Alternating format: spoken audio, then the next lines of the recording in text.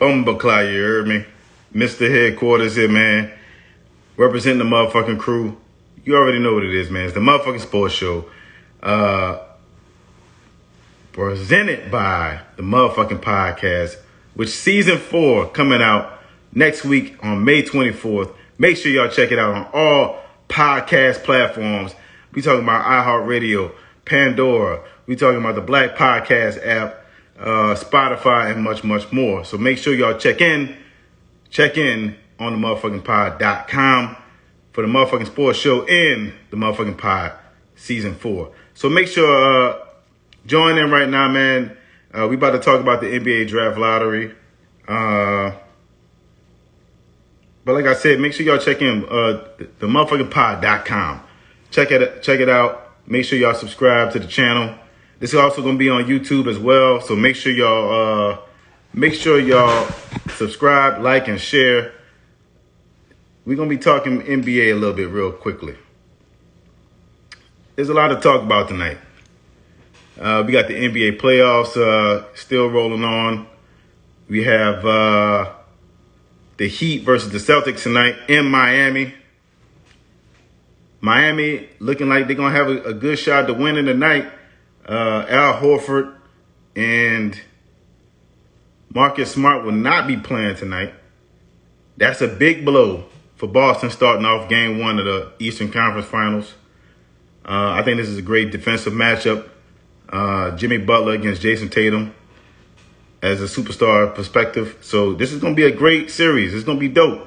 I think y'all should really check this series out. This series is going to be probably my heavy favorite to win the finals in general from this series right here. So make sure y'all check it out tonight. We're going to be maybe go live again after the game tonight. So we'll see what happens. But the NBA draft lottery tonight. If you're a Pelicans fan, as I am, you know, we got exactly what we wanted. We couldn't have asked for anything better. They fell into the top 10 and getting the 8th seed tonight. I think it was the best thing that we could ever ask for. So we take that pick from the Andy Davis trade from 2019. So yeah, so we end up getting the 8th pick, along with getting a healthy Zion back. I mean, next season gonna be something. As a Pelican fan, it's gonna be something to watch for. So the future looks bright. I would say make sure don't have your expectations too high for the Pelicans next season, because we've seen this before. We've seen after they made the playoffs and what happens after they have made the playoffs before. So I think we should have high expectations, but not too high on this Pelicans team next season. But that's for a conversation another day. The number 1 pick of the NBA draft lottery fell to the Orlando Magic. And I couldn't think of any other team that probably has some of the worst franchise history of all in the NBA. You can't put the Pelicans in there because even in their short history, they made the playoffs probably as much as Orlando has, and probably has gotten even further in the playoffs, matter of fact, in the last couple of years. So Orlando, damn, I mean, this is like what, the 4th time I think they said since the 80s, the most number 1 pick of anybody since 1985, I think they said. So I mean, damn. Orlando needs some help. They a mess down there. They have not a lot of hope down there. I mean, they traded away a lot of their playoff. The last time they made the playoffs, they ended up trading away all their assets. I think the season or 2 later after that, people like Aaron Gordon and I'm forgetting the center over there in Chicago recently. But I mean, yeah, they've known to just squander talent. They had Shaquille O'Neal, they had Dwight Howard, they had Penny Hardaway, they had Grant Hill. I mean, they had a lot of different players. They had a lot of different players, a lot of talent but not any results from it. So yeah, Orlando needs the help, all the help they can get. They can use it right by now. If I remember right, Jonathan Isaacs is still hurt. It's probably their best player or one of their best prospects on the team, and can't stay on the court. So yeah, they need more power to them. We'll see what happens in the future.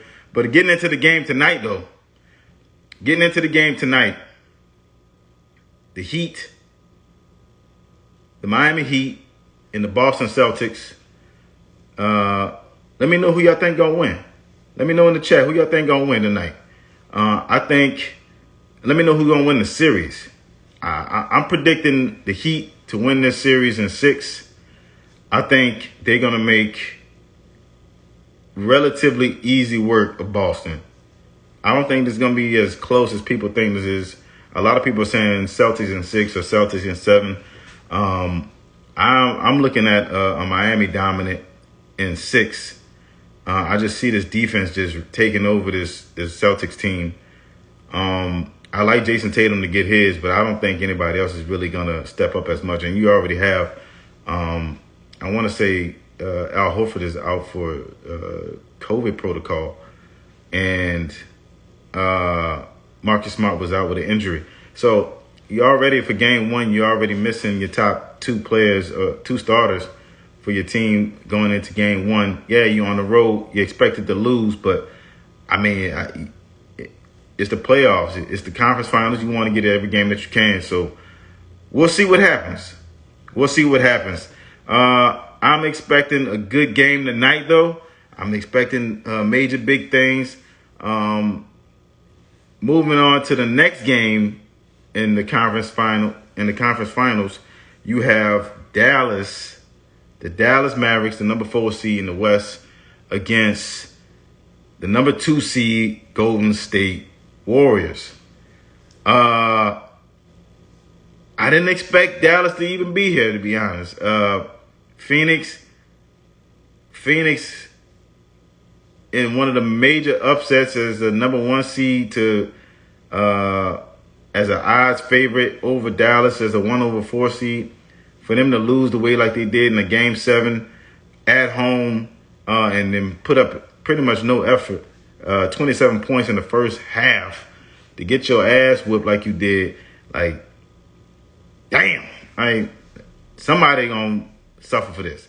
Some motherfucker gonna suffer for this bad performance in the game 7 for a chance to get to the conference finals and then potentially the finals itself, especially since you was in the finals last year. So it's crazy. I think DeAndre Ayton's look like he's gonna be the scapegoat for this shit. He didn't get played in the 4th quarter. I mean, the game didn't fucking matter anyway. But it's interesting. It's interesting to see that they're choosing him as the scapegoat for why they didn't win. Chris Paul has a big contract. Still has a couple years left on this contract deal. Has already talked to people trying to get Damian Lillard to come over there. They trying to get KD to come over there. They trying to get Zach LaVine to come over there. Like, they trying to get anybody they can get in Phoenix to pair up with Devin Booker, and supposedly take the load off of Chris Paul. I guess Chris Paul. Chris Paul is gonna be 38, moving into 38 next season. So yeah, you want to have some kind of some load management, I guess, on his part.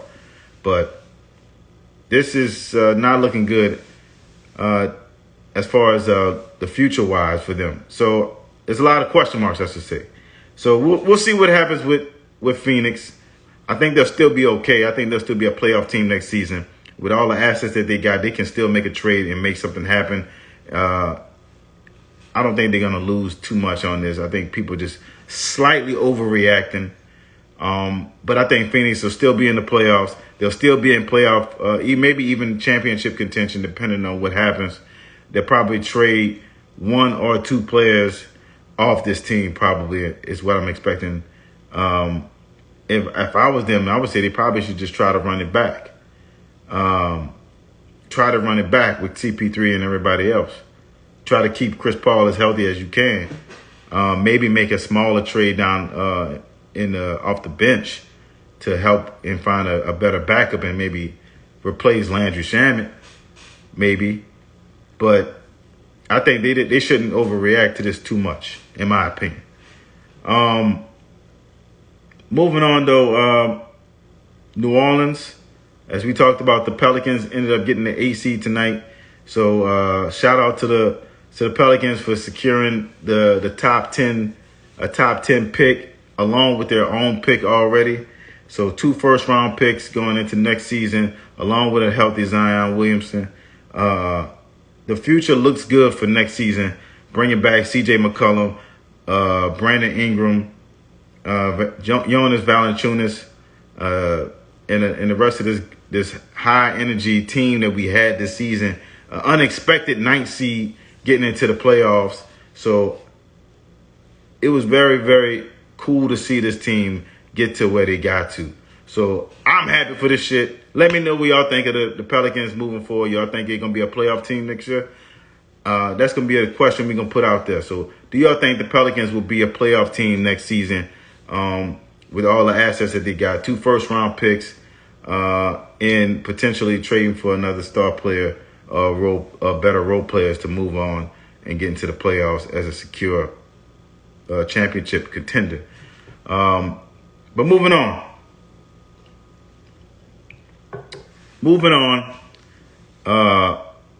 The Mavericks against the Warriors tomorrow night. Game 1 of the Western Conference Finals. Who y'all got? Who y'all think gonna win? I honestly think there's something about Luka Doncic in Dallas this season. I feel like it's some kind of crazy thing's gonna happen where Dallas comes out and pull this shit out. I don't know why. I just got this feeling that Dallas is really gonna make a transition and really have a chance to win the West and get to the finals and face off against Miami.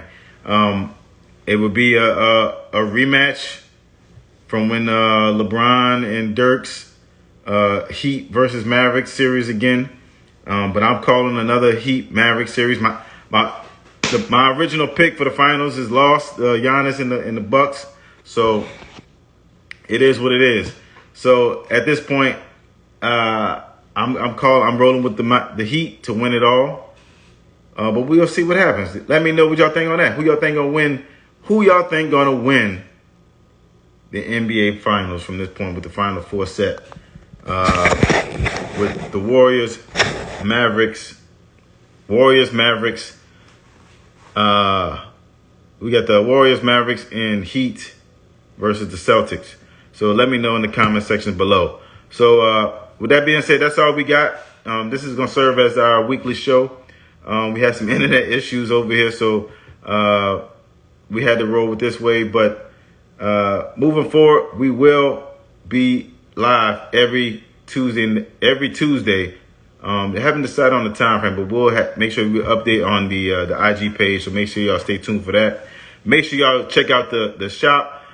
Get the gear. Get the motherfucking dog tags. Get the motherfuckers. Make sure y'all get the gear. themfnpod.com. Make sure y'all get the gear. Make sure y'all donate to the show and join the crew. It only costs $1. Make sure y'all join and support the crew. And make sure y'all get ready for season 4 of the motherfucking podcast. That's dropping May 24th, next Tuesday. So make sure y'all check it out. The first episode of season 4. We got some big surprises for this season. So make sure y'all check that out, man. So make sure y'all download all the episodes. Like I said before, on all major podcast platforms, such as the Black Podcast app, Spotify, iHeartRadio, Spotify, Apple Music, Apple Podcasts, and much, much more. So make sure y'all check it out. Check it out. Download, like, share, and download this video from here on this channel. And subscribe to our YouTube channel here. But make sure you already know what it is. I'm Mr. Headquarters. This the motherfucking sports show. Representing the motherfucking pod. You already know what it is. It's the motherfucking pod.